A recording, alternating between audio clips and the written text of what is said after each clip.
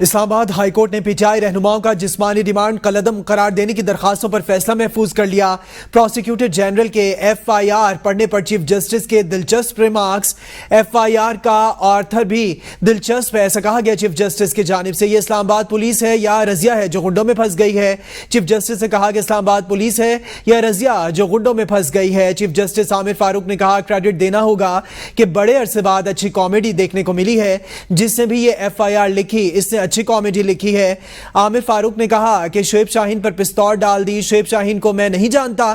Chief justice نے کہا کہ گوہر خان کہہ رہے ہیں کہ پستول نکال لی، گوہر کو آپ اور میں نہیں جانتے، کامیڈی آپ نے پڑھ لی، اب ان سے کیا برآمد کرنا ہے؟ چیف جسٹس عامر فاروق کی جانب سے کہا گیا شعیب شاہین سے ڈنڈا برآمد ہو گیا۔ پروسیکیوٹر جنرل اسلام آباد نے جواب دیا۔ چیف جسٹس عامر فاروق کی بے ساختہ ہنسی نکل گئی، کمرہ عدالت میں قہقہے۔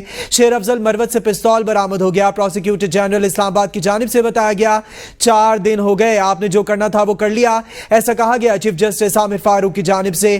8 دن کا ریمانڈ کیوں دیا گیا؟ 2 دن کا دے دیتے۔ چیف جسٹس عامر فاروق کی جانب سے یہ بھی کہا گیا کسٹڈی دی جاتی ہے لیکن حتمی طور پر کسٹڈی کورٹ کی ہی ہوتی ہے۔ چیف جسٹس نے کہا اس مقدمے میں مضحکہ خیز قسم کے الزامات لگائے گئے ہیں اور 8 دن کا ریمانڈ دے دیا گیا ہے۔ کریڈٹ دینا ہوگا ایسا کہا گیا چیف جسٹس کی جانب سے، جس نے بھی یہ ایف آئی آر لکھی اس نے اچھی کامیڈی لکھی ہے۔